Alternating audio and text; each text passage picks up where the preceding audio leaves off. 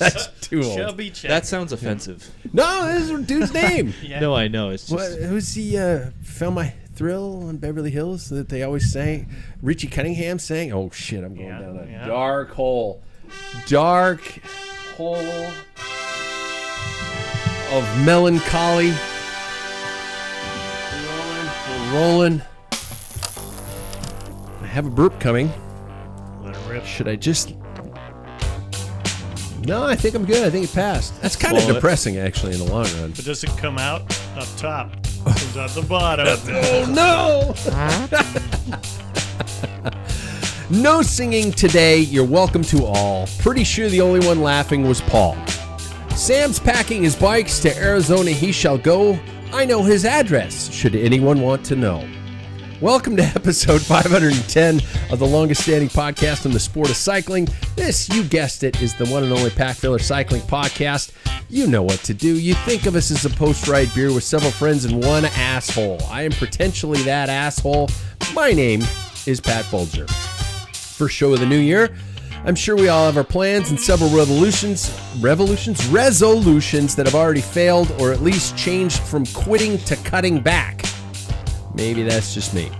So let's get to it. Let's get to tonight's Scratch Prologue, powered by Scratch Labs Fuel and Hydration, which is as follows. Oh, thank you, Paul.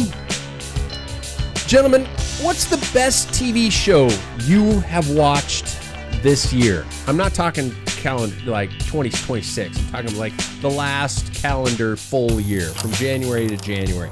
A show that you have watched and you went, holy shit, that was a good one. Okay. Either it could be individual episode or just a series altogether. Okay, first and foremost, he's got road miles than me this year, Mr. Paul Main. You've ridden on the road. Yes, I have. Yeah. Which we had a good weekend, or I got a couple rides in. You did this past weekend. No. Oh, no. A couple weeks ago. Yeah. Gotcha. How are you, man? Good. What is the best TV show you've seen this year? And let me guess, it's going to be from BritBox. No, but it is a British writer, and it's on Apple TV. Oh, Slow Horses, dude. The best cast, the best storyline, everything. Yeah. I forgot about that one. Michelle and I they're in their third season or fourth. And Gary Oldman is disgustingly brilliant. Yeah. Oh, man, that's a good show. That's a great show. That's a good choice. My wife read all the books, and she said he pretty much nailed it. The Jackson Lamb character. Really? Oh, yeah. Oh, he's so good. He's a good actor. Are the series are the series following the story, or are they just kind of loose, kind of go for it? No, it's pretty close. Really? Yeah, and the way she described it is that each character in the book, it's done a little differently. Like, people that have died already, they give you the backstory of why they're in Slough House. Okay. Slow Horses. Yeah. And so, when they die, that kind of focuses on each character. The main character is River Cartwright. Yeah. And then the other characters, there's a lot of people that die on that show or book. Yeah. Yeah. It's going to get, I think it's just going to continue. And that's what kind of makes a show a good show, is you never know if your favorite character is going to suddenly just go off into the wind. She's reading the 6th book. Oh, shit. And so it just came out. And she says it's kind of written now, not in the same style. It's more like, and I said, like a script? She goes, not really, but you could see it's geared towards more TV than the original ones. Oh, shit. Really? Okay. Yeah, only because in a book you can go into depth about each character and stuff like that. So it kind of changed its the rhythm. You know the other way that makes it a great show? There are certain shows that I will watch that no matter what, when the title sequence starts, I watch the whole opening of every show. Yeah, me too. And that song. I'm not a huge Mick Jagger fan, and I'm going to get yelled at for this, but that's a good song. Yeah. I like that. Wow, that was a great choice. Next off, he's got more running miles than me from the past 2 years. I mean, you in this year have done more running miles than I have, and that includes being chased. Mr. Jackson Bolger. How are you, man? I'm good, thanks. Are you still running? Yeah, I did. Are you doing it to piss off your wife? Do you not like a happy marriage? You'd think so. Well, she's close. Yeah. So, no, yeah. I did a bigger week last week just because I looked on Trainer Road and it was all like, when you see just low and flat. Yeah. That's what mine was. So I was like, I might as well just run it instead. Oh. Because sometimes it gets boring just sitting on there doing, 230 watts, and it's just like, ugh, I'm not really breathing hard. This is pretty easy. So yesterday, You know how many people probably just went, fuck you, 230 watts. I'm at that point where like, That's zone 5 for me, bitch. That's my FDP. Exactly. so yeah, I did 13 miles last week. Running. Yeah. Wow. Yeah. So, Okay. Holy shit. Yeah. I'm gonna have to make Pretty this a duathlon podcast. No. No, we won't. We won't do that. thanks. Yeah, if you start, checking out, Nah. short shorts or something like. No, they don't run those anymore. But Jackson, what is the best show you've watched this year? I think the two. It's tied between two, being Ted Lasso. We finished the 3rd season of Ted Lasso, and then Righteous Gemstones. God, you guys are reminding me of the good shows from Yeah. this year. I've only seen, I think I've only seen season 1 of Ted Lasso, so I got to catch up on the other 2. There's going to be a 4th as well. Oh wow. Yeah. Okay. So that one is like one of those. What was that, the original name of that series? Ted Lasso? Yeah. It was always just Ted It was Lasso. always just Yeah. Ted Lasso. Yeah. So they're already based off of Jason Sudeikis' character from a commercial. yeah. It was just kind of a whim that Yeah. they created that show. So I've seen everything. They haven't released the newest one because it's kind of ended. Right. Was it So, season 4 spoilers? or something? It was season 3, 3. and it's like Season it got to 3. a point where you're like, there could be more. Yeah. It's so you finished Yeah. season 3. Yeah. Okay. Yeah.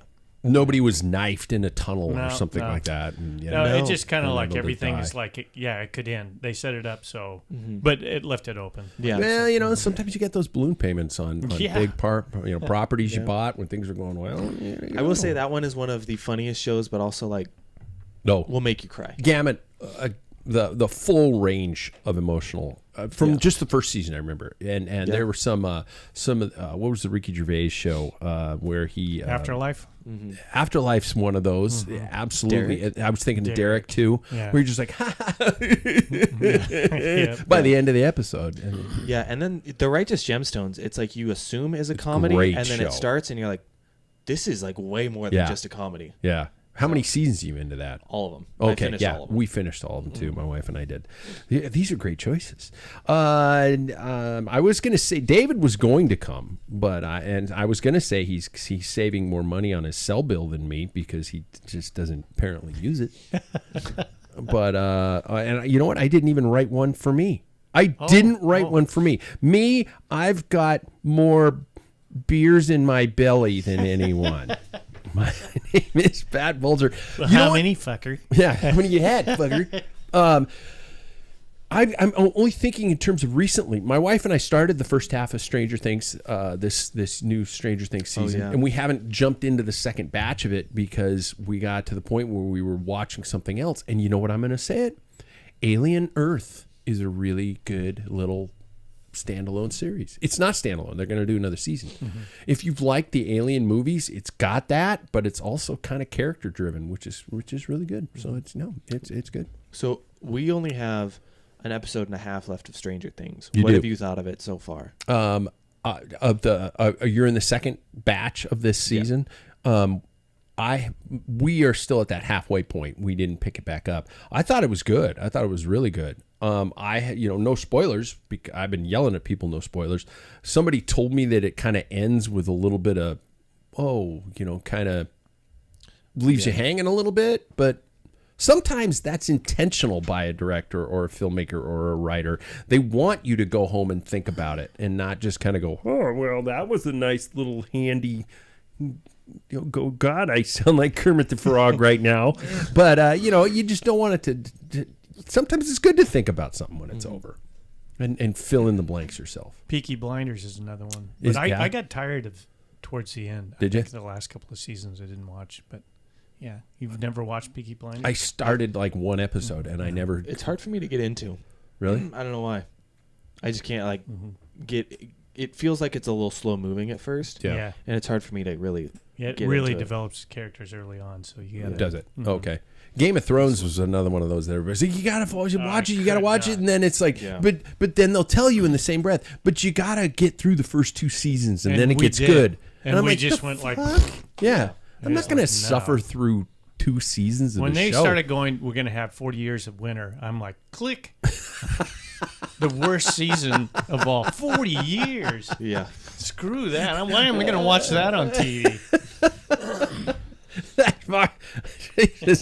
Everybody's on their trainer. That brings it back to us. Gentlemen, it's that time of week again for me to ask, how's your cycling life? Who's doing what? How's it going? Is it going well? Jackson, he's running. You were saying. I know. I described mine last week. That's what it pretty much was. I did one of the rides that was on the trainer, and I was like, this sucks. I don't want to do it. Really? Well, yeah. And what's great, too, is that like I can replicate the workout. I just look at it, say it's 30 minutes. I'll do 3 miles, but I won't get my heart rate that high. Oh, okay. And then what's awesome about Trainer Road is you can go in and you can like delete the workout, and it'll say no changes necessary because you did a workout within that same exact range. Oh. Yeah. So I I did that last week. And then I just did one, I'd say maybe 2 hours ago. That was a VO2 one, and that one sucked. I felt a little stomachy after that one. Oh, really? Yeah. Okay. Yeah, but I will say the fan makes a huge difference. There we go. I'm really happy with it. The Wahoo headwind. Yeah. Yeah. Very happy with it. I'm not even going to ring the bell because we've got a link sponsorship with him, but I'm not going to plug it. No, I was just saying Fuck that, it. a proper. It's not about money. It's crazy what proper ventilation does, though. Yeah. Makes it way different. Yeah. Yeah. That's unless you're Paul and you just like to sweat. Yeah, and I have to say I got tired of the trainer, even though I made that program. I missed the 4DP. Still haven't done it. Still haven't done it, and just to get motivated because I'm sitting there watching like on the where I'm supposed to be. That they'll show you the range of where your heart rate is. I'm like 2 ranges down, but physically I can't. It's exhaustion on my legs, but I'm heart rate. But towards the end of that workout, then my heart rate starts matching that. But it takes at least halfway before I start hitting those targets. So I don't know. I just don't like that stationary. It doesn't feel natural to me. So today I just thought, well, you know what I'm going to do? And I videotaped it. I was going to send it to you guys. So I got on my rollers and watched the 2021 Paris-Roubaix. No fan or anything. And I had my heart rate monitor. And I just watched it. My heart rate goes up and where it should be. Yeah. And I'm doing intervals, and it's like that's completely different. You can.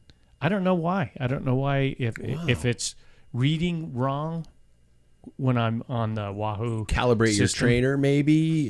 Yeah. No, well, it's the heart rate. I'm just going off of heart rate because Yeah. I don't have anything on the rollers, right? Oh, okay. No power. But my heart rate. I can spike my heart rate on the rollers way faster than I can on. I don't know what it is. You think it's a leg speed thing? No, I actually spin more. That's probably it. On the trainer than you do on the rollers? Absolutely. Wow. Yeah, because there's a way to cheat. I found out where they have the target RPMs and they have like an increase in power. Yeah. You just ramp it up before you get there, and then you can stay on top of it. Yeah, If you just because there's that 3-second delay. Yeah. Oh, 1, absolutely. 2, 3. So I'm like where it says 90, I'm pumping up to 100, and then it drops down to 90, and I keep it to like 90, 95, and I don't even ride at that. Yeah. But I couldn't ride at 80 to 75 where I'm usually at on those workouts. There's no way I can. I can't turn that over. It's just like, Oh God. So, but on the road it's completely different. Yeah. Yeah. And Completely that's going to kind of take me where I want to go with this, which is a good way to do it. I have actually been on target. Obviously, it was because last week I was on teacher vacation, and I got a good 5 days of workouts in last week, and which was great. 2 of them technically were strength training days, but still 3 days of riding. One of the strength training days was kind of a ride lift split, so to speak, and so it's been good. What I'd like to know is how you guys do you structure your week out? Do you follow specifically to the days it recommends, what it is on whatever app you're using, or do you fluctuate stuff? Do you move it all around? What do you do if you miss a workout? Do you go back to it, or do you just skip and go to the next one? How do you, if I was going to say Monday, Tuesday, Wednesday, Thursday, Friday, Saturday, Sunday, do you have preset days that you know that is a training day, or is it just kind of fly as you go? I am pretty structured with it. You are, or else it won't really happen. And what I've liked so far is that, Tuesdays, Thursdays, and Sundays are the days that I am on the trainer. Oh, okay. And what I've been liking about that is I can fit in things where I want to. I can lift on Monday, I can lift on Wednesday, I can run on any other days in between. And I've really been liking that, especially that gap between Friday and Sunday. I can just do whatever. Mm-hmm. And that's been really nice. Because if I don't keep things structured, I won't do it. And that's what I have to. Yeah. I have to do that. Paul, what are you doing? Well, on I set up a 3-month program on Wahoo on system. Yeah. I stuck with it. I mean, I did everything they did. Just around Christmas time when things started coming unglued a little bit, because you're busy doing things. So, if I miss it, then I just miss it. Rarely do I go back. Yeah. Something comes up and stuff. So, now Wahoo, because I'm still on the system, they give you suggested workouts based on what I've done. Oh, so you're no longer in a program per se. No. Yeah. And so I've used that a couple of times, and then, except today, I did the rollers. Yeah. So, I mean, I did the days that I went on the road bike, they just like Trainer Road, that's part of like, you did takes this, it, recognizes notices it. it. Yeah. Exactly. That is really cool that they have that that crosstalk across platforms and everything like that. So it ranks that. I am currently on a Monday strength day, which I usually start out on the rowing machine because that's really good kind of core stuff. Tuesdays and Fridays are off. Wednesday and Thursday are I'm working on getting up in the morning every day so far this week. It's only Tuesday, but I've been up at 5 o'clock, so that's the plan. Wednesday and Thursday are specific to Trainer Road, and Saturday and Sunday I'm riding with some strength or something like that. So I'm planning probably 3 days on the bike, 2 days of strength, and see what that works. But it's so interesting that again. Actually, no, I'm going to get to that later because that's the age element is really tricky when that especially starts to enter these automatic software programs and how it's just I don't know if I don't like being controlled that way. So Paul, are you going to jump into a plan again, or are you going to just kind of roll on your own? You are really. I think I'll just go on my own. If whatever they throw at me, I will do it. I'll probably at the end of this month just drop systems, and because at the end of February I'll be down at in the desert. So you are. Yeah, that's true. Oh my God. So I'll just go day by day. I enjoyed the freedom on the roller is so much better. I just enjoy the time. Is like you said, there's like when they have you on that zone 2 or whatever. That's just numbing. Even if you have, and I've been on Wahoo enough on system that's like I've already seen this little video before, and it's like I can't do this. It's just punishing. And that's kind of why I went back to Trainer Road, is because I can have it on a device. I'm not looking at it. There are some events, some workouts in Trainer Road where it's somebody's talking to you the whole time. There's a graphic popping up. I don't think I've read any of them. It could be like, okay, out of the saddle, focus on your left leg. Focus on your right leg. And I'm like, just get me through to the next interval, man. Just bring it to me, and let's just go from there. Jackson, are you working on anything specific in a program, or are you flying around? So how I did this was I actually set race dates. Okay. So so did I. Yeah. So my A race was Tour de Bloom, and then my B race, which I kind of am treating more like an A race, would be our local series. Okay. Yeah. And it said that I put it in. It's a criterium, so kind of prepare for that stuff. And then it also takes in my my rider profile as well. So like the things that I'm better at, and I think it's going to kind of, gear towards that. I'm not necessarily working on anything specific, But I think on the weight days, I am gearing my ways of lifting towards what I want to, like the way I want to ride. Explosive power kind of a thing like that. Yeah. Okay. This is not an endorsement for Trainer Road. It's just my experience because they have no association with the show. But if they want to, no.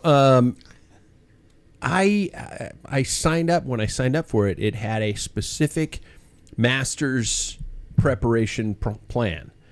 And it said where you kind of like you, Jackson, what you're doing with your A race and things like that. And so I decided to pick Bloom. Don't tell anybody.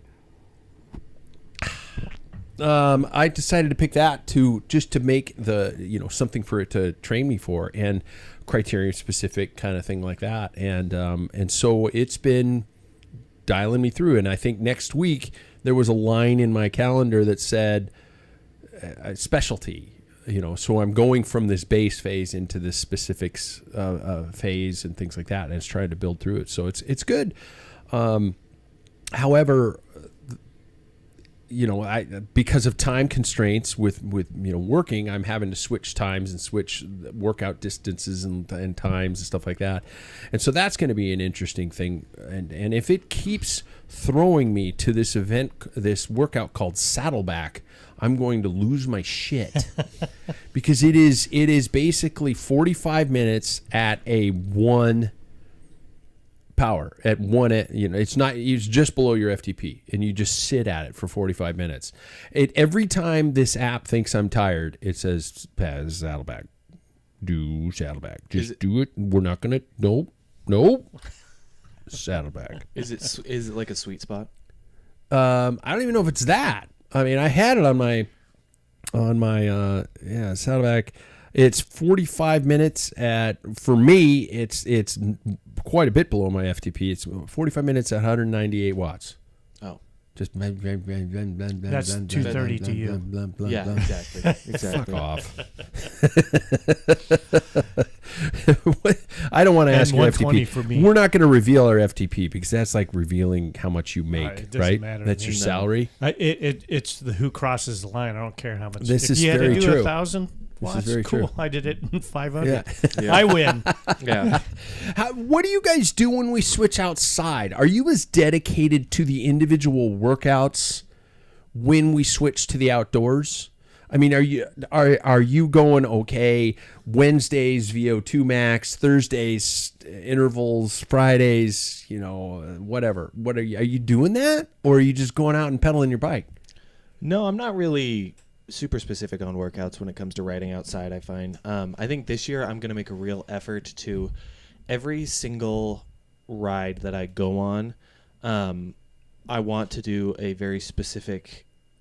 It doesn't have to be specific, but I want to include some sort of sprints in it.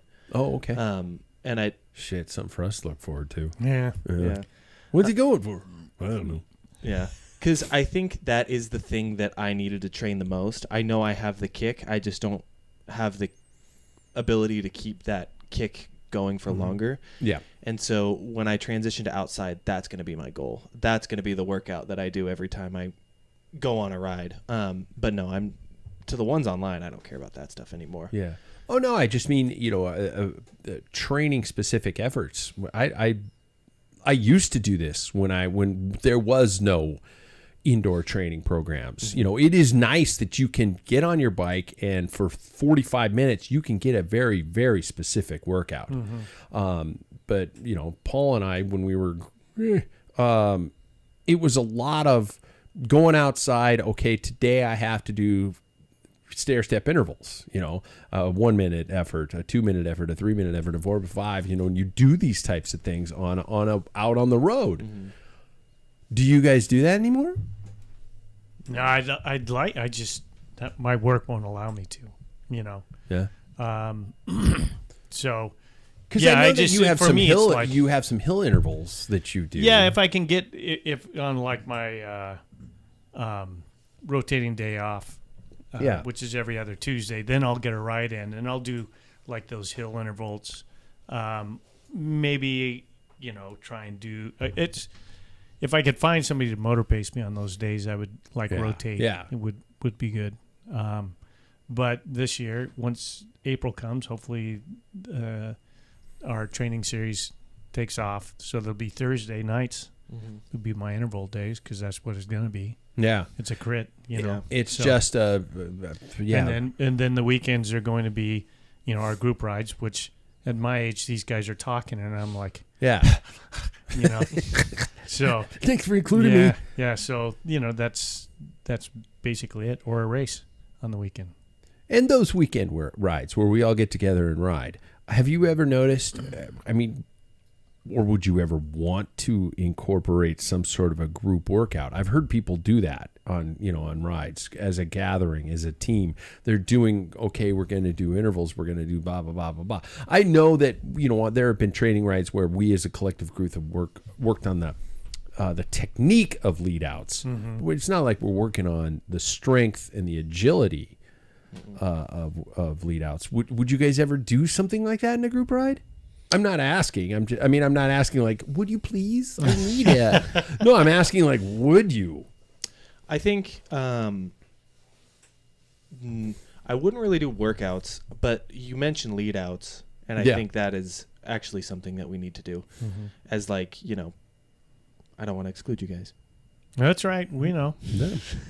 No, but when you get our age, we know we're invisible. The dream is that we are someday in the APAC in the final stretches. And that's the thing. Everybody like going, "What are these? Oh, fuck, get them out of the way!" They're like, it's like old people behind the wheel. We're just driving around the Kleenex box, top, pull over. Yeah, exactly. We're just taking up the whole road. But I do think story. Yeah, I do think that is something that I would like to incorporate this year, and not just be like, oh, we did it that one time, we're good for the whole season. Yeah. Because yeah. So a group, interval workout but is just not something you would do. No, but because sometimes we also just push each other. Oh God, yes. And I think we're getting that intervals. Counts. Yeah. We are getting intervals on our rides. That's very true. I mean, there have been some of my hardest efforts on the year have been some of those, 3+ hour rides with you guys where it's just, somebody's just out of nowhere gets a wild hair up their ass, and next thing I know, it's like, I can't hold on, and we gather back together and do it again. Yeah. I don't know if is that beneficial for your fitness, or is it just beneficial for your soul? I think both. Yeah. Really? Okay. I've been on teams where we had like a coach that had us do certain. And the thing is there's so much variety. I mean, all the teams I've been on, you had, some Cat 2s, and so the interval was like, and then you had, they're way up ahead. They're just powering away. The 3s are trying to hang with them. Sometimes they do. The 4s are way back. Yeah. So then like the recover for the 2s is completely, they just almost have to break, until it gets back together. And then the ones that are chasing to get back on after the interval, they're not really trying to slow down and get their heart rate down. Yeah. Mentally I got to catch up. Yeah. So it doesn't. Or as soon as they do catch up, it's like, here we go. Yeah, it's time. Let's yeah. roll. Yeah. So it doesn't work out. We had a couple of, especially with power meters out, there's a couple of guys in the River City Red. I'll never forget. We're like, okay, we're gonna ride like zone whatever too. I don't even know, but they were trying to keep like power, at a certain level. Well, that doesn't. It may work. You have to determine how fast or how easy. Whoever determines what this is the zone we need to do. And then when we got these little power hills, they're like, okay, slow way down, and it's like, there's not zone 2 way. anymore. I'm not getting anything out of this. Yeah. They were trying to keep it like 210 or 200 or something like that. Well, if you're catching a draft, it's not the same. Yeah. And they get up front, they have to push it up. It's better if you do speed. Yeah. Let's just keep rotating like, 24 miles an hour, just rotate through and that type of thing. Yeah. It almost reminds me like teaching. And I don't mean this to insult anybody's little precious little diamond that they have. But as a teacher, you've got kids who are accelerated, exceptional learners, and you've got kids who are struggling in the same 30 kids in your room. Who do you teach to? Mm-hmm. Do you teach to the kids who are struggling the most while the accelerated kids get bored? Or do you teach the accelerated kids while the struggling ones shut down? Or do you teach in the middle somewhere and try to splinter things off? I mean, as a coach or as a ride leader on a group ride, as you say, you've got people whose FTP is in the 300s, and you got people whose FTP is they don't even know what it is. It's it's lower than a politician's IQ. So you're all over the place. And how do you structure a workout for that type of a dynamic unless you go to a road somewhere and it's just out and back, and we all might as well be on a trainer. Yeah, it's mind-numbingly boring. So I mean, I don't know, maybe like I do remember when we had the Arrivee team when we were younger, where we had groups, we had so many juniors, we had 30 juniors, 40 juniors on the team, that my mom took half the groups. And that, don't get me wrong, MA was like a beast on the bike. But she would ride and work on techniques with the younger juniors, ride on enthusiasm. They'd always get fucking ice cream. We never. I know. Jack was able to get... Jack got ice cream. Yeah, exactly. Bastard. Yeah, Jack's going to hate you for saying that. Because I remember people just like going, Jack, why don't you just go ride with MA and get ice cream? You're too young for this, Jack. Yeah. Go get some ice cream. Yeah. But you'd have to split them up into those groups. And I for some of those clubs out there that are able to structure workouts, I would love to hear how you do it, because I don't know how it can be done. It just sounds too ludicrous. And then you end up with a no drop ride, and then no drop rides go to the average speed. I had my first team I was with was Team Two Wheel, and we had the largest women's team in the state, which was great. At the beginning and towards the end of the season, it was like 3 or 4. Oh, women. shit. Well, I mean, the thing was just, it hit Spokane. It was 1987, Yeah. And we had Washington Trust Classic. We had the next year in 1988 was going to be the Olympic trials. We had all this juice, and everybody wanted to get involved. And it was great to see like half the number of the team were women. It was great. We had a no drop ride on Mondays. And there's a lot of beginners, and that's probably where some of that arrogance comes in. I'm like, oh, are you kidding? You literally had to stop on the hill and wait for everybody to get up. And it's like, I could have stayed home and knitted. That's how. I know that sounds arrogant, but it's like, when you're in your 20s, you just like, I want to go. Yeah. And it probably was better for me not to go. Yeah. So we don't have the ability to race into fitness anymore. So you got to basically rely on these hard group rides, these Wednesday night worlds or wherever they come from. Ours are Thursday night worlds, or our local training series. You got to do that kind of stuff.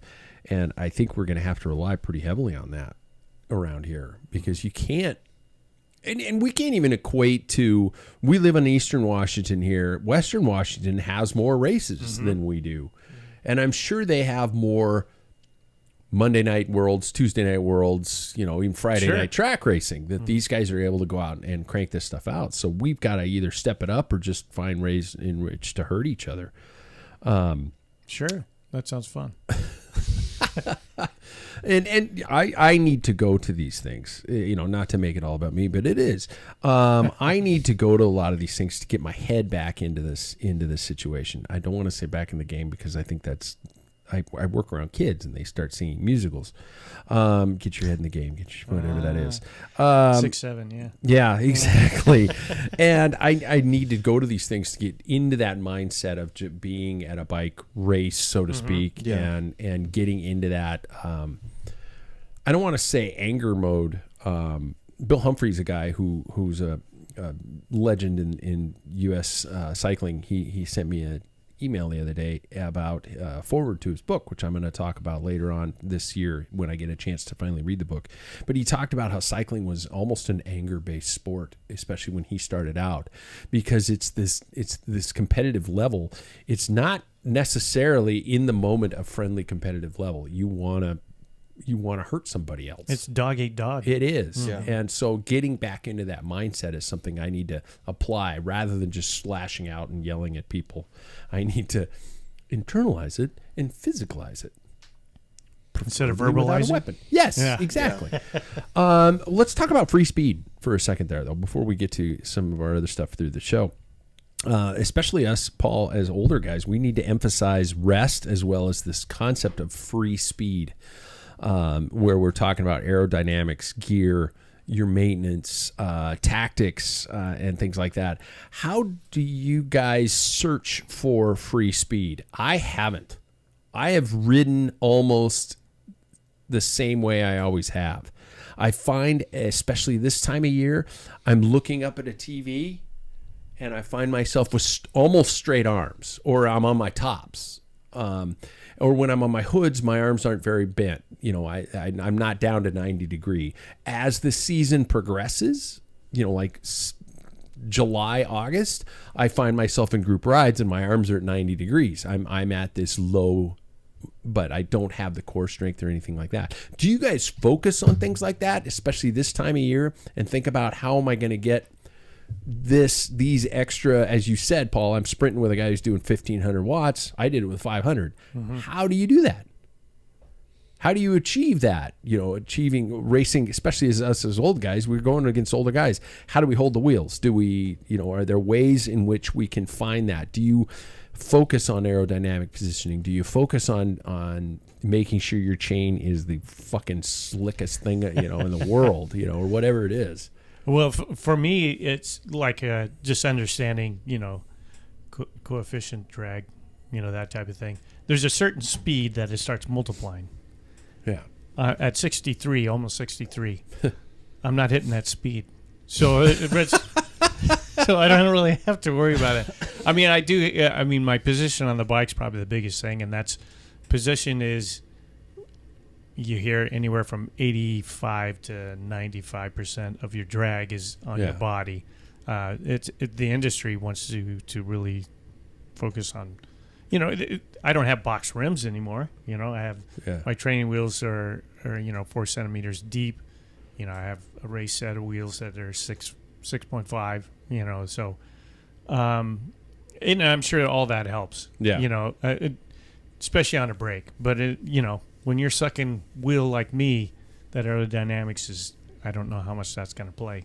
Mm-hmm. But speaking of, you know, being on the trainer with straight arms, I try and focus that on the trainer. It's another thing about you know, just that stagnant position is that it's a lot easier. You're not, for me, just to loosen up when you're riding on the rollers on the road, you're kind of, your body's moving as opposed to you're like this and rigid.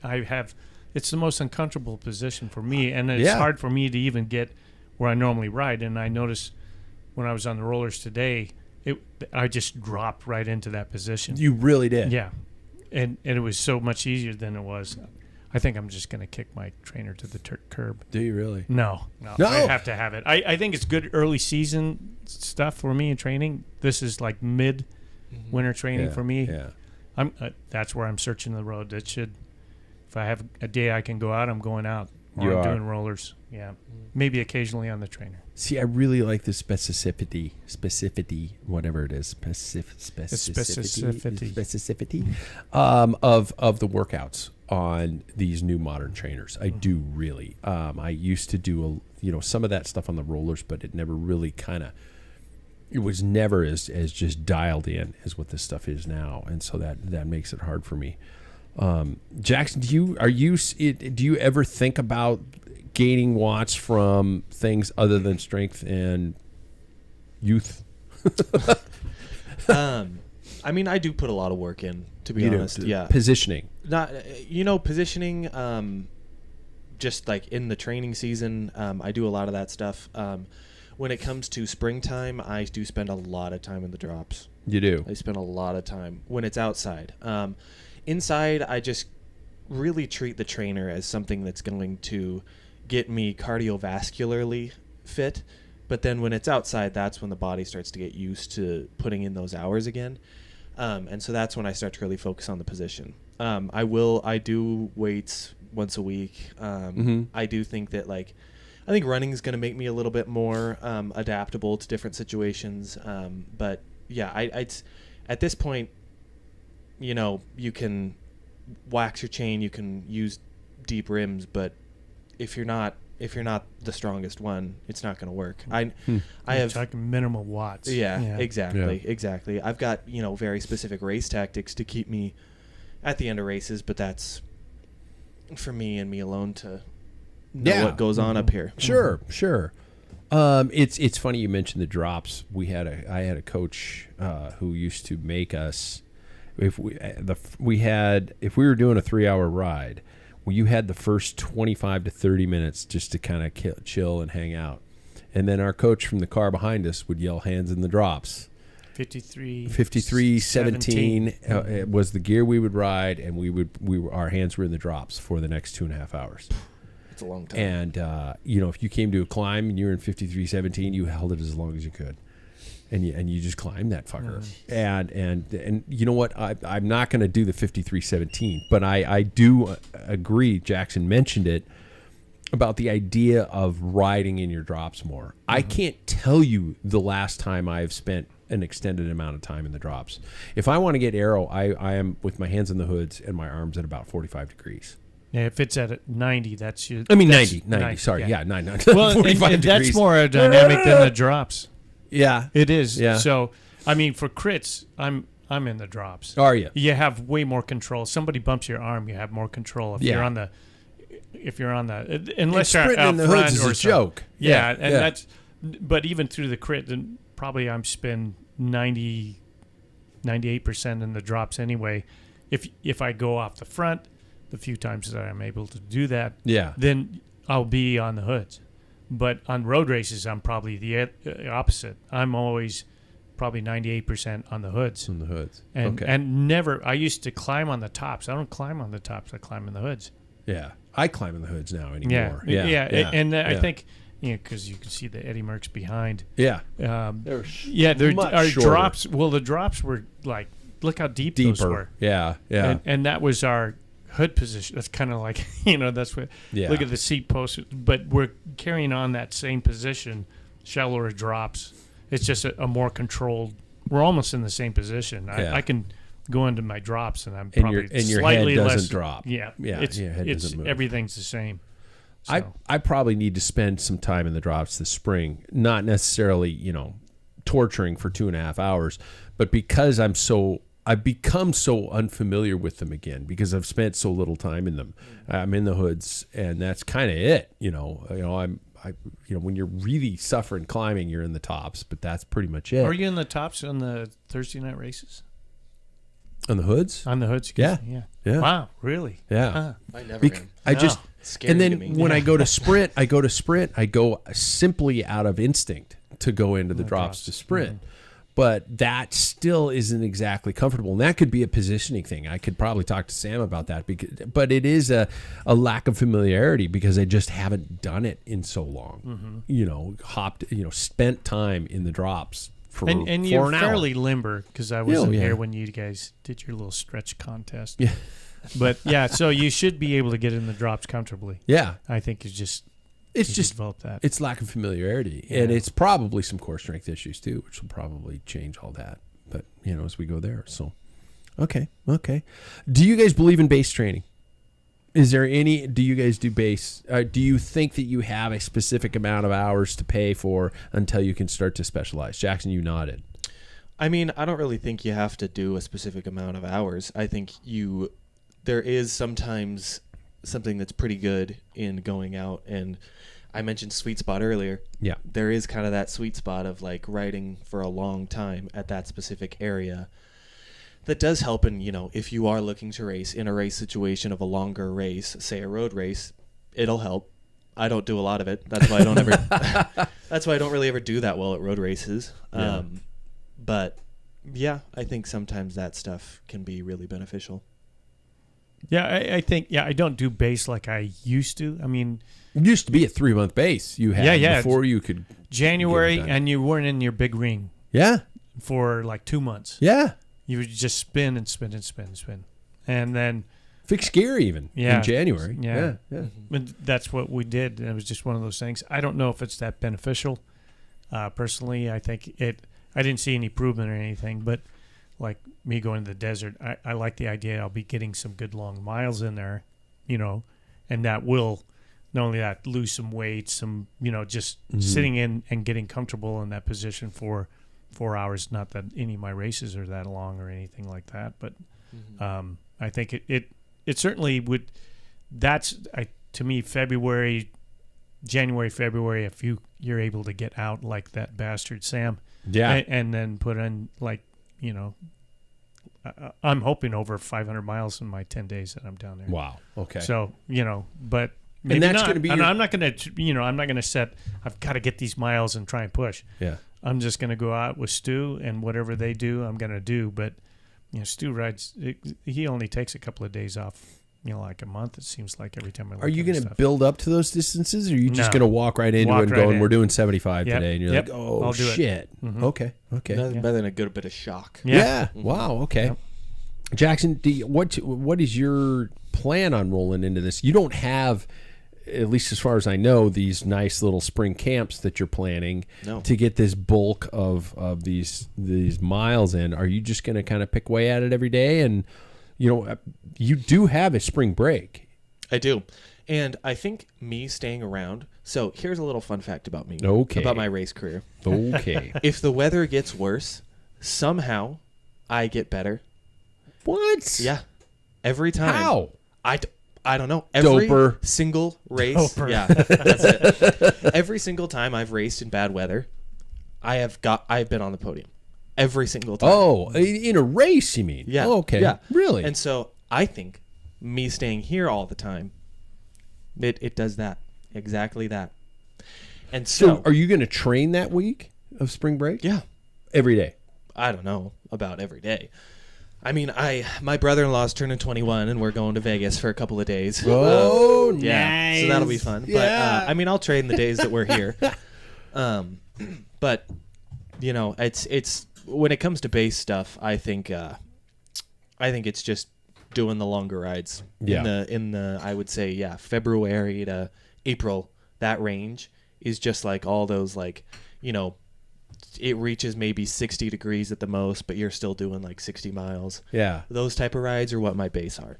I spent so much time thinking about some of these longer gravel kind of things like that there's been a mental shift for me here a little bit. I'm starting to think about, 90-minute, 2-hour efforts and not necessarily those long miles. And so with that in mind, last year at this time, there would be a Saturday or Sunday where I'd spend 2+ hours on the trainer.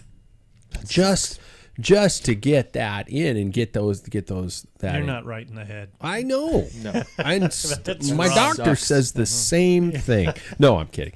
But and so but it wouldn't bother me. I don't know why. I could do 2 hours on the trainer. I don't know if I could now because I'm focusing a lot more on some of these intervals. And by the time I finish a 70-minute interval ride, I don't want to look at my bike for at least a day after that, because it's like, oh, Jesus Christ, that was horrible. I'm seriously considering taking away my hour 15 to just an hour workouts on the trainer. I can't stand it. That 15 minutes makes me want to die. Really? Yeah. See, I still have the mindset that I'm like, I can keep going. Really? I've got so much entertainment in that room. I've got a TV. And the trainer road is on my iPad, and then I've got my phone with my audio books or music, or I can watch something on TV or something like that. So I am in an attention deficit disorder paradise up there. It's just everything's flashing at me up there. I mean, so it works for me. I can do that. But I don't know if I could. I saw somebody online. I can't remember who it was. Somebody here locally that was like, "Hey, every time the game goes into overtime, that just means I can ride longer."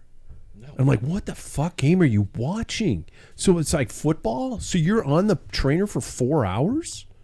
Yeah. Why? Stupid. No. Who hurt you? Yeah. Well, you mentioned about you're comfortable with the long rides. There's a book called Fit at 50 or something like that. Yeah. I can't remember. Joel. Anyway. Friel. Yeah. Yeah. He wrote it. Joe Friel. Joe Friel. Yeah. So one of the things because nobody's really done study with age, but when they had these Olympic runners and they followed who was active in their VO2 max. They came back after they did the Olympics, like, I don't know, 20, 30 years later. Okay. And then they tested the people that stayed on the couch, looked at their VO2, and those who continued to train, and then those who were like intense and doing intervals. Mm-hmm. The ones that were doing intervals, their VO2 max was higher than those who do just like they go out and Base miles. Yeah, base miles. So Yeah. do a 10-mile run. They ran time-wise and decent miles, but when it boiled down to is it was comfortable. When you get our age, that aerobic capacity just like, and they didn't have to worry about,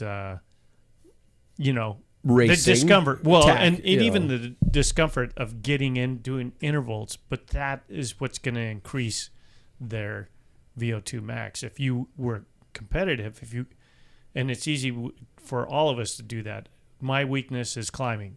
Yeah. So I force myself to do climbs. And that's the thing. It's like, oh God, I just freaking hate it. And I'm bad at it, but I have to do that. And that's part of, instead of slipping into, I like these windy, flat type rides. Yeah, I can do that, but that's not going to help me in any other part of a race. So. What a stupid sport. Oh, well. That But it's a blast. It is. You set yourself, you go out on your free time and you put yourself into situations that not only do you suffer, but you suffer in the area in which you are the weakest. It's like, I'm going to go out and do the thing I love the least. And I'm going to come back and then I'm going to do it again tomorrow. And then the next day. What a bunch of assholes, stupid fucks we are. Yeah, but see, our focus is on racing. Mm-hmm. So, Yeah, I mean, yeah. the thing is if you don't do that, you're going to get dropped. Like for me, I got dropped on every stinking hill, and I still do. Yeah. But it No, takes you longer. don't. It takes longer now. Then I'm Yeah. like, I have a glimmer of hope because I almost make it to the top with everybody else. So, Jackson, are you going to incorporate some endurance stuff? You are going to incorporate it. You have to, don't you? If you It's want to do these. Really just my running. I'm not going to incorporate that much. Not, Don't get me wrong. not come spring when you've got to get ready for some road races and stuff like that. Are you gonna go out and do? I mean, I'm going to make it very, very clear about the fact that as long as I finish within the time cut of these road races, that's all that matters. I have been doing this for a specific amount of time that I have come to find out that that's just not my thing. And I'm super, super okay with that, because when I go into a road race, I don't go with, I can't wait for the road race. I go into it with, great. Just get me I got to do a road to the race. crit. Yeah. Really? Yes, every single time. Every time. I live for the hour at most. Okay. That's my favorite type of race. It's just the most entertaining to me. I could get bored in road Kids races. these days, Paul. Am I right? Well, there's some truth to that. I used to train and make an effort, in the past, where if we're on a long training ride, what I calculate towards the last hour is full gas, even a group ride. This is where, because road races in an amateur level, there's not much well, there's a few guys that break away, and if you're on a small team, you allow the big teams to chase down, and you're trying to conserve as much energy. Mm-hmm. But everybody's on their own at 1 hour, and that 1 hour intensity is vital. But I think I still needed to have, that good 4 or 5 hour ride when I was, not an old man, and just to hang in. And then if I found myself with an hour to go, I was ready. I'm like, okay, I'm here. But that's the only reason that I never had too much success in road races either, like you. But and I had a couple of decent ones just because that was my tactic. Yeah. So. Yeah. And I also know my role in our team. It's never, Jackson's going to go on the break. It's never that. It's never going to be that, and I never want it to be that. So I'll be the guy, last year at RC3, I'll be the guy that brings the break back from a minute and a half down to 30 seconds, and then if I don't finish the race, Wow. Okay. everybody else can do it. Pull the chute. Yeah. Wow. Okay.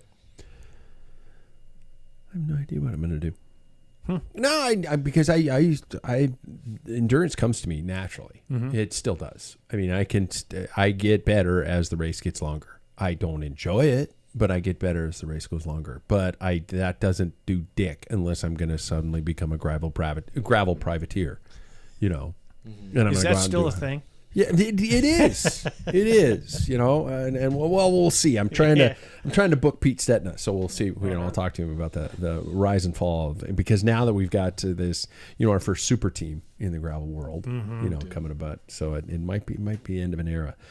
I don't know where I'm going to go, so it'll be interesting. It's an interesting dance, and it's an interesting way to I'm already thinking about the transition to the road, and and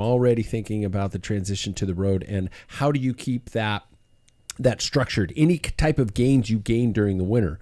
I have always been really good at staying motivated during the winter. This time of year, I am like 5 days a week. You doing this? You're getting your ass up, bitch, and you're going to do this, and it's just take it, go again, that kind of stuff.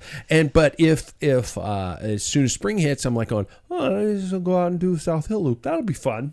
And then the first races of the year, it's like, God, I had a VO2 was awesome, and my FTP was blah, blah, boo, and here I am, now I suck. Because once the roads got dry, I didn't do that structure anymore, and I think I need that. So it'll be an interesting, trying to find a way. I think, Jackson, we talked last year about maybe doing a couple rides indoors, even in the nice weather. You not that guy anymore? No, I am. You are. I have to be. You have to. Yeah, or else I won't have time for anything. Yeah. I like it's, I'll still do the trainer when it's the summer. You will. Yeah.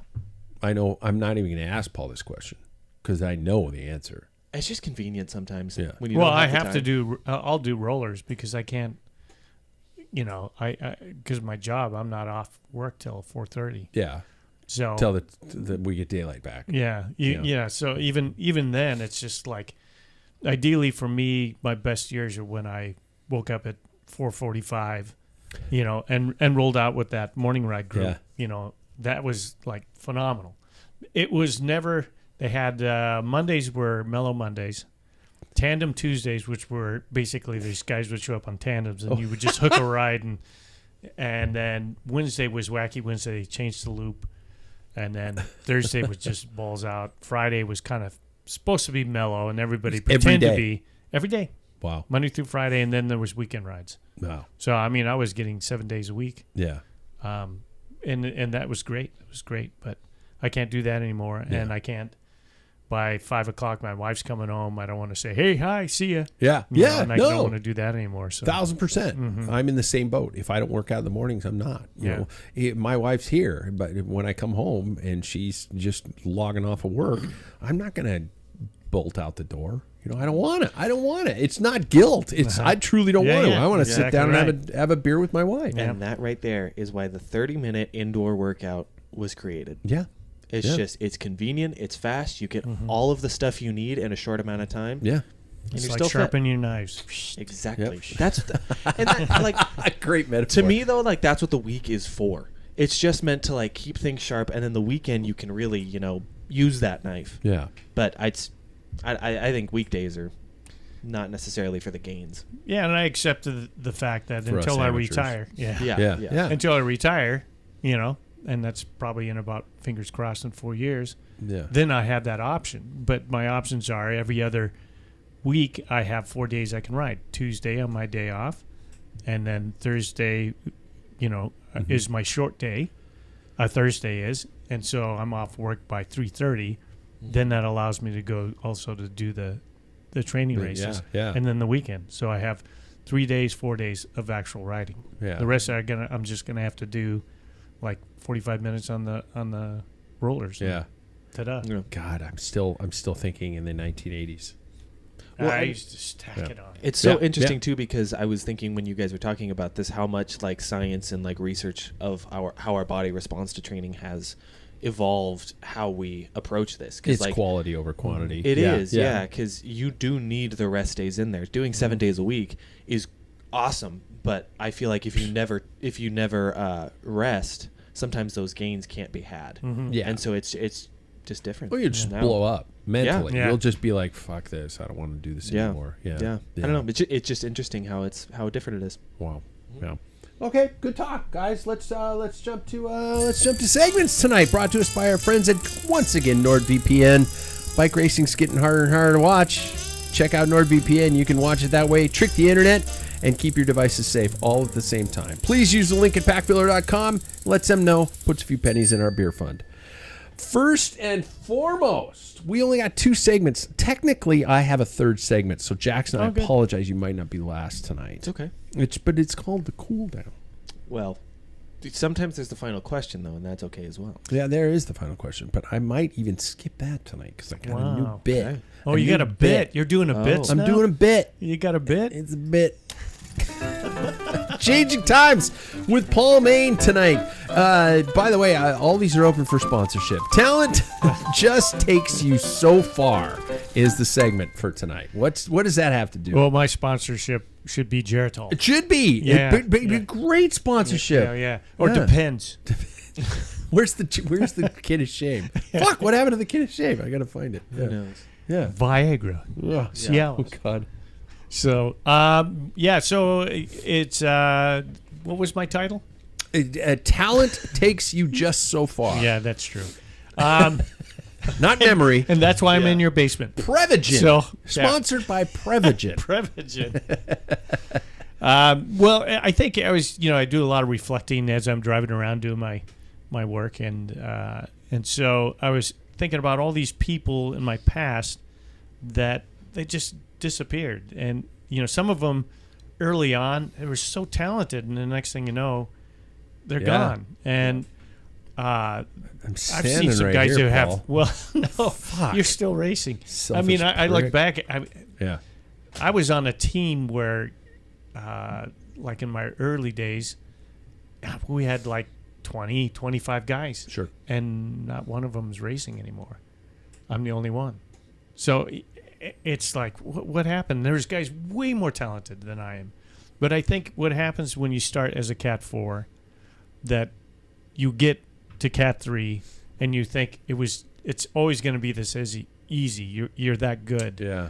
And tactically things start coming. If you don't make that adjustment to like, hey, wait, instead of me being the top 5%, that top 5% now is the top 25% of the next category.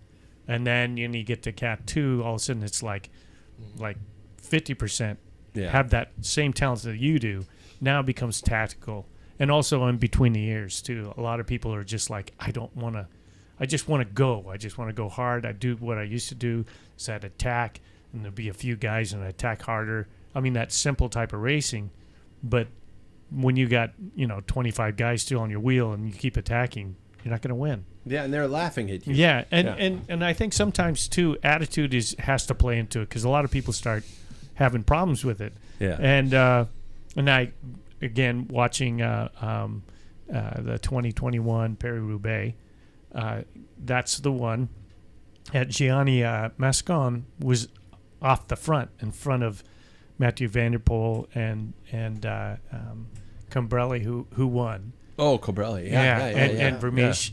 And, everybody said on that team he's one of the most talented guys, but no one liked him. Nobody had, he had an attitude, and he never really did come out to be as good as what his talent was. And I think that's the hardest part, I think, for cycling, for people to stick around, is like, you have to work at it. Even if you're talented, you have to learn tactics. You have to just, when you're down, you just have to keep fighting and say, I'm coming back, or I'm going to go harder. I'm going to, not make that same mistake. So, yeah, it's not just talent. It's funny because you mentioned that it's not just talent.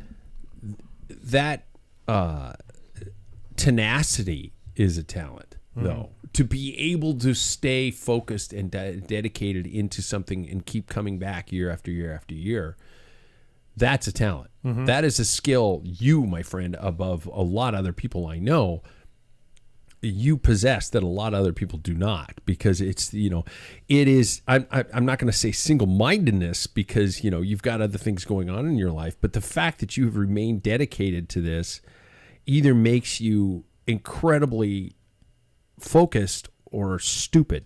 And I'm not sure which one it is. The latter. Well, no, I mean, and I meant that as a joke because we got to fit the jokes in. But but dude, it's to be able to stay at it.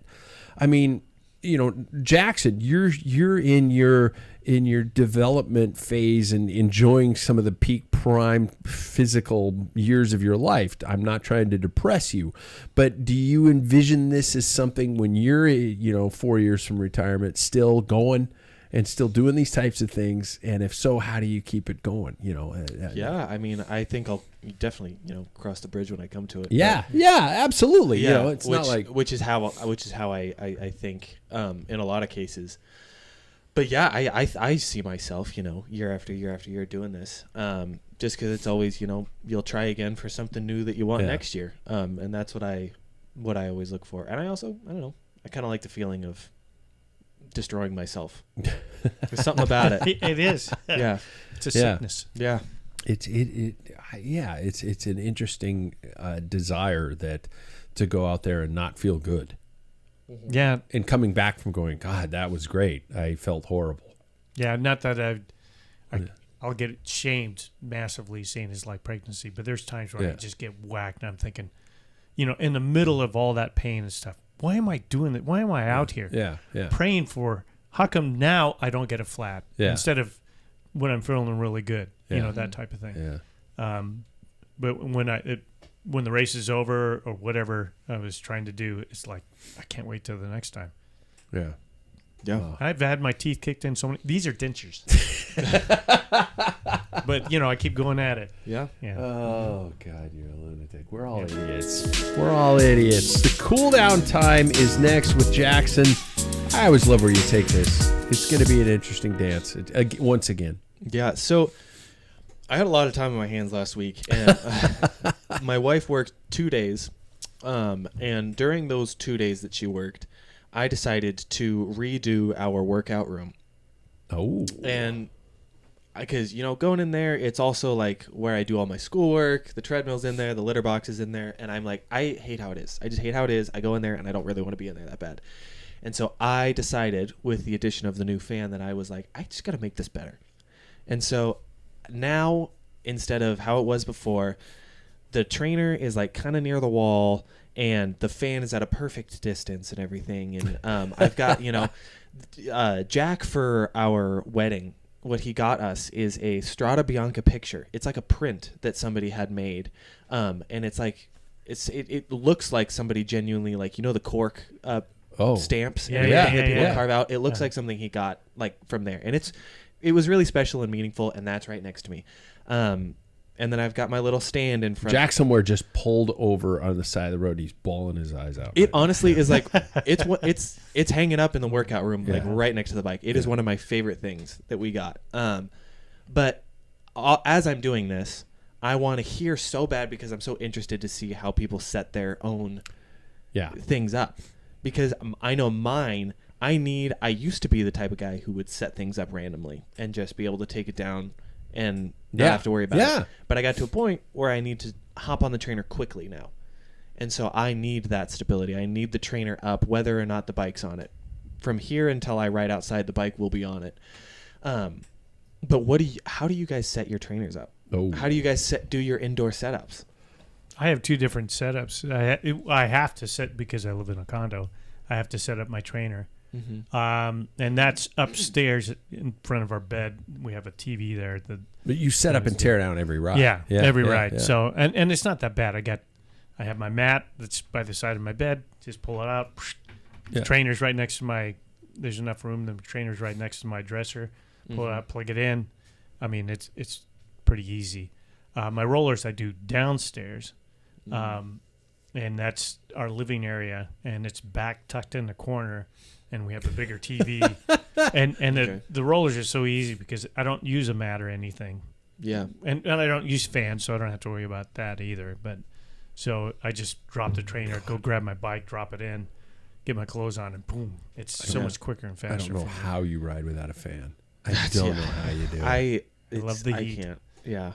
I also think something that's so interesting about the fact, like about this specific form of exercise, is that it is so plug and play. You can do it wherever. Yeah. And people do it in the funkiest areas. You're doing it in your bedroom. Yeah. You know, like people have dedicated rooms that they've spent years and years and years developing. Yeah. Some people do it on their deck. Like, it's just so random, and I love that. I want to hear what yours is. I keep thinking of my friend from the feed zone over at Cycling Legends, David Stanley. He does it in his garage, but he opens a garage door in Flint, Michigan. Yeah, he's got freezing air, He's and been he opens a drinking garage too much door. of their water. Right? Yeah. Yeah, That's lead paint, insane. Wow. lead pipes. Stop it. I have a dedicated space, and it is something that I have been kind of tweaking for a long time. It started off as, just this, and then now it's got over the years, it's got an elliptical trainer, it's got a treadmill, it's got a rowing machine, and it is a 20 by 20 room, maybe 10 by 10, 10 by 15 by 15. 10 by 10 maybe. That's one right before your stairs? Yeah. Oh, yeah. So that's probably... It's a small room. Yeah, it's 10 by 10. Yeah, I've got my 10 by 12, upstairs that's most. desk where I do a lot of work on. I've got a TV on the wall. I've got all that kind of stuff up in So that you kind of space. have to go like this when you're trying to get through the room? It's hilarious. Yeah, With you the do desk, to yeah. get upstairs. Yeah, you kind of shimmy. The dogs took a while. Scarlett was scared Add for a a little while to go music. upstairs. She's like, Choo. yeah. Yeah. And but no, I've got all that in there. I've got weight bench, I've got weights, I've got a wall mount where I do elastic band stuff for my shoulders, which is the ultimate old man thing to do, but and all that kind of stuff. So it's a dedicated space, and I've spent a while working on it. My trainer is right up against the window. So I can open the window behind me, and it kind of blows air. It kind of takes air out more than it brings air in. But that's because I've got that Wahoo fan in front of me, probably about 4 or 5 feet away. It's a distance away. I was going to say, it's interesting how you have to set it up. You can't set it up right there, or else it'll go over the top. Oh, and it'll dry your eyes out in a millisecond. You just be like, you can hear yourself blink. Yeah. If you have that thing blowing straight in your face. But I love it. And you know what? I'm sorry, before you get to your conclusion, with the segments I brought on with this, with the Packfiller perspective, I would love people to send me pictures of their training space. Please do not use the words pain cave, because I hate pain cave. And I know that probably GCN does, a rank your pain cave or something like that. But send me pictures of your workout space. I will feature them on the air and and critique you. Yeah, so that could be good. And I would love to see how weird it gets. Yeah. Are you like makeshift even? Yeah. That's what I love. I'm gonna have to hide that swing. The dental chair. The thing that my laptop sits in. Yeah. Oh, I was talking about the dental chair and the clown costume. Yeah, that's right. You just gotta hide. Kid in the barred door closet. Where do I hide the whips and latex? All that latex. I know. The house is just I didn't covered. know that was in the background. Yeah. Damn it. 50 Shades of Grey. What's wrong? I just want to take some pictures. That's a fucked up show, by the way. Oh yeah, You Dahmer one. You did mention weights. Yeah. And something that I recently got, which I would 100% suggest. If you have the funds to be able to get it, I have 2 dumbbells that rotate, their handles rotate, and you can go from 15 pounds all the way up to 55. They're the best. They are the best. And it sits in one cradle. Right. Yeah. And they're just next to each other, and they and you just lift them up. Yeah. They are some of the best exercise That equipment is so nice. I have. Yeah. But yeah, I like I said, I just think it's so interesting because you can really you can put this shit wherever. You can't put a treadmill in your 5-foot area in front of a toolbox and set your laptop on it. You can't do that. This is the only sport where we train in the weirdest places. Yeah. So I'd be interested to see the pictures too. The treadmill I have upstairs is foldable to an extent. Yeah. So it's still a beast. Still a beast. Yeah, it folds up and out of the way, but you can't tuck it like No. my trainer. It doesn't go under the next to bed or my- anything. my dresser. Exactly. It doesn't interfere with anything. Exactly. So I open invite. Send me his pictures. Patrick at packfiller.com. I'd love to see. Send pictures of your trainer setup. Don't just send pictures. No, because that gets dicey. No. I have a job. Right. And I want to keep it. Yes. So, gentlemen, we're going to try something new tonight. I've been playing around, and I have a game show segment. I love the trivia stuff, and so we're going to do a game show segment tonight. And I have decided to call it, because it usually will come at the end of the show, the Broom Wagon, gentlemen. No, that's not the one. That's not the one. God that's segment, you idiot. That's the one. Tonight's edition of the Broom Wagon. We're at the back of the race. The road is opening up to traffic, and I can see the headlights in the distance. Must be time for the Broom Wagon.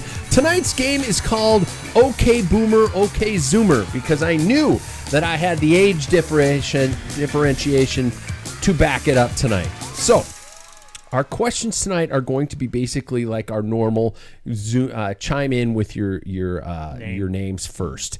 They are actually tailored to old school questions about cycling to modern school questions about cycling. So we will see what we can do. There are 10 questions in total. Person with the most questions correct wins, and we will proceed as follows. Gentlemen. Oh, no, I'll do that later. Anyway, the first question, round one, is the new school question, and I find this interesting one. Okay, modern tech. In the world of hookless rims and tubeless tires, the ETRTO, which is the European Tire and Rim Technical Organization, has set a strict maximum tire pressure safety limit for hookless rims, hookless systems. What is that pressure? 72. Jackson didn't even get to answer. It is 72.5. Paul gets that one, which is the young one, which is when I saw that question, I was like, Paul's going to nail this one. Okay, round two is the old school. So we're going to see Jackson might be doomed. Before we had power meters, we had perceived exertion. In 1985, Bernard Hinault won the Tour de France. However, his teammate actually looked stronger in the mountains and was famously ordered by the team director to wait for Hinault. Who was that American teammate? Oh, yeah, because I was alive, and I watched around. Who's a famous American cyclist? That would be Greg LeMond. 1985. I swear, Jackson, it's going to get better. Question number 3, new school. Let's talk about the virtual world. On the platform Zwift, if you ride 50,000 meters of vertical elevation, you unlock a specific glowing frame. Jackson, it's the Tron bike. Jackson got the Tron bike. I thought that was just miles, not climbing miles. Yeah. It's 50,000 meters of vertical elevation. So what does that do? So you got a bike that glows? It's really that's it. Yeah, it's pretty much it. Yeah. That's Some people are going to be yelling at their iPods right now, by the way. iPods? Yeah. I love saying it that way. They're yelling at their iPads saying, it's faster. It makes you go faster. In a race. Anyway, question number 4, old school. In 1993, Mavic introduced the very first electronic system used in the pro peloton. It was wired, it was ugly, and it failed constantly in the rain. What was the specific model name of this group set? Go ahead, Jackson. I know, because I actually was part of installing. Does it start with a Z? Yes. All I could think of is Z-Tap. Oh, no. You're so close. Zap. It is Zap. Mavic Zap. And I'll tell you a quick little story. There's a guy, Alex Zula, who was on the onside team, which had the greatest Tour de France jerseys because they had to change their color. Awesome. Yeah, they used to be yellow, and they had this pink that is pretty close to what EF. Yeah. But he had it in a time trial, and it failed, and he was stuck in his 13. Oh, that was the big gear back then. That was Zap. Yeah. So, new school. In modern gravel racing, telling you there's a chance, Jackson. Great. The spirit of gravel is a constant debate. But let's talk about the biggest race, Unbound Gravel. Before it was renamed Unbound in 2020 due to cultural sensitivity, what was the controversial original name of this 200-mile race in Kansas? Jackson. It was Dirty Kansas. It is Dirty Kansas. And then it became DK. Yeah. Old school, number 6. We're only going 10. Before Team Sky or U.S. Postal, there was 7-Eleven. In the 1985 Giro d'Italia, the 7-Eleven rider became the first American ever to win a stage in a Grand Tour. It was not Andy Hampton. Who was it? You don't know. No. Jackson doesn't know it. That would be Davis Finney. That is incorrect. Oh, 1985. I thought he was the first American ever to win. 1985 Giro. Oh, Giro. He was Ron Kiefel. Yes. Yeah, I would have gotten that. Wookie, who lovingly went by the nickname of Wookie. Uh-huh. Yep. Round 7, new school. The Tadej Pogacar is a freak of nature. In the 2020 Tour de France, he pulled off a historic upset in the final time trial to take the yellow jersey from Primož Roglic. But he didn't just win the yellow. Which 2 other jerseys did he also win that year? It was the white jersey and the polka dot jersey. He did win all 3. Are there any others? Oh, Sprinter. Yeah, exactly. Old school number 8. Back in the day, that's not fair. Riders wore hairnets or leather strips instead of helmets. Leather strips. In which year did the UCI finally make hardshell helmets mandatory in the professional peloton? I'll give you a hint. Paul. Okay. 2003. It was exactly 2003. Wow. Holy shit. That's really, really worrying. That's Yeah. like pretty recent. Well, that crushed my soul because the tour was Hairnets kind were of picturesque. Cool. I mean, guys wouldn't have helmets and the hair. You could see their facial. You didn't have glasses. No. That was. Oh God. Yeah. It was pretty cool. It was really cool. Yeah. Yeah. Especially when they hit the pavement and their head busted wide open. Exploded and like there was no more cracked awesome, egg. yeah. Yeah. No, more like a watermelon. It was Yeah, actually sure. it was a particular rider who actually died in 2003. Oh, yeah, and I was And laughing. I think it was Andre. No, it wasn't Andre Schmidt. Somebody else, their teammate. I think he was Eastern European. Oh. That actually died, and they said, "Okay, enough is enough." Yeah. So And then for a while they had it established that if there was a mountaintop finish, you could remove your helmet going up. If you weren't going back down again at the base of the climb, you could take off your helmet, and they would do that. yeah, and the time trial up Alpe d'Huez, a lot of guys didn't have you wear helmets. And then they realized, if the pros don't do it, I don't have to do it. Yeah, and it also just came a fact that helmet technology became so good that it's almost the equivalent of. If you rode with the helmets that we started with, mandatory. Yeah. It was like your head was baking. Yeah, I remember showing up to races and there were some local people who I don't want to mention their names because they were mean to me and they were bullies and they would say, "Pat, what's the salad of the day?"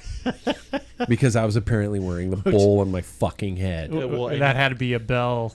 It was V1? It was before the V1 Pro. Uh-huh. It was the white one White with the one red with stripe. Oh, those are so ugly. And then when we went to a Broncale, which was even worse. Yeah, It just looked like a hockey chunk helmet. of styrofoam. No, it wasn't. The Broncale wasn't even that. It was just plastic. It was a I remember plastic that shell. one. Yeah, and it went farther back behind your Yeah, skull. it looked like a hockey helmet. Yeah. And it was as protective as a hockey helmet. Yep. It was the dumbest thing in You the know world. what you could have said to them, though? You know, my future wife thanks me for not hitting her. Someday there's going to be this thing called a CTE, and you fuckers are going to watch. find out Yeah. about it. You guys watch. You're all going to be running around the street naked. Round number 9, right? Round number 9. The crossover.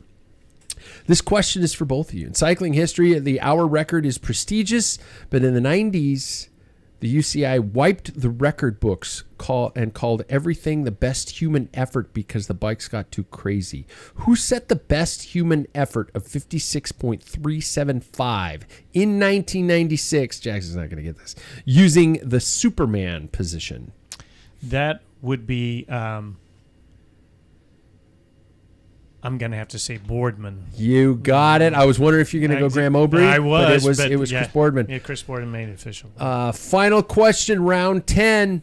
Modern chains use quick links. Old chains used pins, but let's go deeper. What is the standard pitch, which is the distance between rivets? Now, this is going to be a guess, obviously, for both of you, unless Paul's got it. I know. Distance between rivets of a standard bicycle change. It has not changed in 100 years.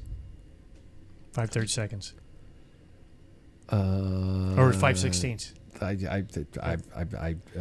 know track is 1/8 pitch. I think it's 5/30 seconds. I've got half an inch on my documents. Half that inch? sounds long. Yeah. That sounds long. I mean, you can give it to him. There's I'm gonna no give it chance. to Paul. I'm gonna give it to Paul. If somebody And knows track right. it's either Track's I remember different it's length. 5 something. Yeah, 5 track's different seconds, I length. think it is. All right, success or fail. That's the end of our first episode of the Broom Wagon. I don't know if it worked, but let's just keep playing with it as we go, shall we? Yeah, shall we? Yeah. Let's play with our final K, our final question. How am I doing on time? I got 6 minutes left on our normal thing, so we don't need that much time. We're going to go with our final K of the night. Gentlemen, now that the holidays is over, what's a toy that you either recently obtained or have been using for a while that you are excited to use? Excited. A toy that you've been using that you're like, this is awesome. It doesn't have to be from Christmas. Well, I will say that I'm pretty excited about my fan. This is like, who the hell would have thought that a smart fan was going to exist? But an old here we are. Squirrel cage construction zone fan with a brain. Yeah. Paul? I guess just because I haven't been able to use it much on the road is my new e-tap that I have on my bike. Oh, it's on? Yeah, I have it installed. Yeah, Oh, I've used it on the shit. roller. It's on my time. Oh, I can't wait to see that. Yeah. It just came in the mail yesterday, and I was just giddy about it. It made me come up with this question. It's this. I'm going to bring it up so we can see it on camera, and I'm going to waste the time. Paul, what does this look like? Cigar box. No, it looks like a Walkman. It is a cassette player. Are you kidding me? That has Bluetooth connectivity, and you can play it through your home system now, or your car. It plays your old cassettes, and I know that makes me older than I am, but as an audio nerd, it tickles me pink. Yeah. I played it through my local speakers. This is my old Greatest Hits in XS cassette tape in here, and I hit it, and it sounds great, and it plays through all my Bluetooth devices. It is, and I can't remember the name of them. We Are Rewind is the name of the company, and it's rechargeable battery. It's the coolest thing I've seen.